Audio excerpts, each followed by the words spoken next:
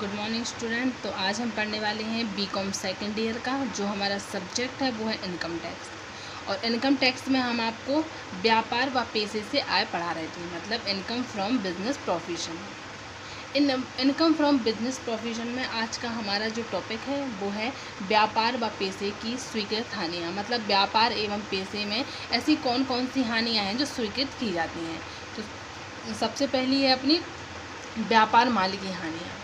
मतलब व्यापारी को जैसे माल आया, स्टॉक आया, या वो नष्ट हो गया, या रास्ते ही में चोरी हो गया, तो ये माल से संबंधित जितनी भी हानियाँ होती हैं वो व्यापार एवं पेशे की स्वीकृत हानि होती है।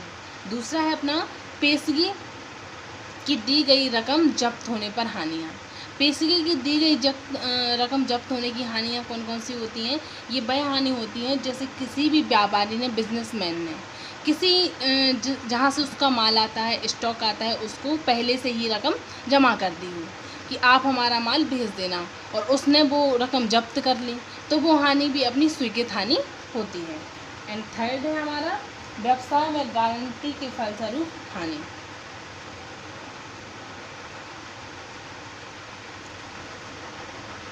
व्यवसाय में गारंटी के फलस्वरूप हानि।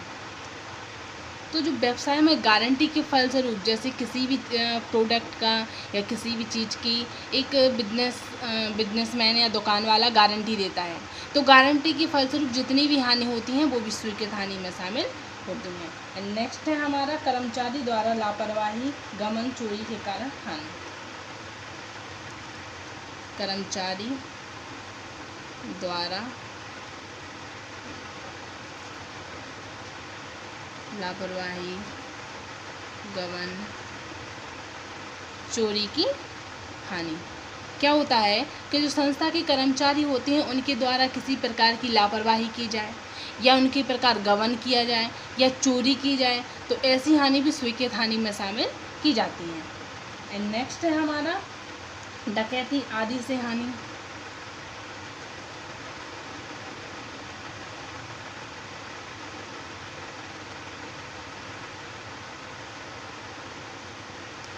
व्यापार में किसी प्रकार की डकैती हो जाए, चोरी हो जाए, कोई अदर पर्सन मतलब कर दे, तो ऐसी हानि भी स्वीकृत हानि में हमारी शामिल की जाएंगी। एंड नेक्स्ट है हमारा व्यवसाय की तिजोरी से नकद रोकड़ गायब होना। व्यवसाय के तिजोरी से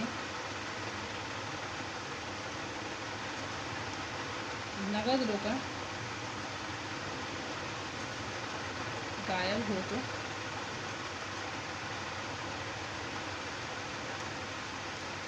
क्या होता है कि जो व्यवसाय की तिजोरियाँ होती हैं, जैसे जिसका व्यवसाय उसके मालिक की तिजोरी हो, या कोई भी तिजोरी या व्यवसाय से संबंधित कोई तिजोरी हो, उसमें से अगर नगद माल गायब हो गया तो भी वह स्वीकृत हानि में क्या होगा, शामिल होगा। नेक्स्ट है हमारा विनिमय दरों में उतार चढ़ाव।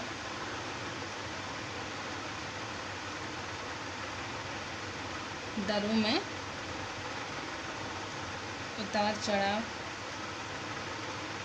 के कारण हानि। क्या होता है, जो विनिमय जो दर होती हैं उनमें उतार चढ़ाव, बहुत सारे उतार चढ़ाव होते हैं, इनके द्वारा भी बहुत सारी हानियाँ होती हैं जो भी स्वीकृत हानि में शामिल की जाती हैं। एंड नेक्स्ट है हमारा आठवां हमारा प्रतिभूतियों के क्रय विक्रय में होने वाली हानि। प्रतिभूतियों के क्रय विक्रय में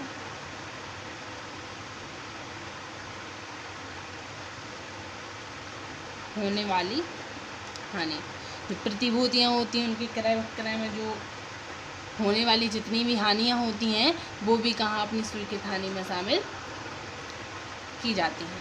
तो जैसे किसी कंपनी के शेयर किसी ने खरीद ले हों, उससे होने वाली हानि भी, तो ये सब हानि कहाँ की जाती हैं, प्रतिभूतियों के क्रय विक्रय होने स्वीकृत हानि में शामिल की जाती हैं। एंड नेक्स्ट है हमारा जमा की गई प्रतिभूतियाँ जब्त हो गई हो तो हानि।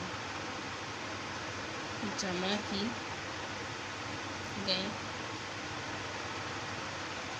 प्रतिभूतियाँ जब्त की गई,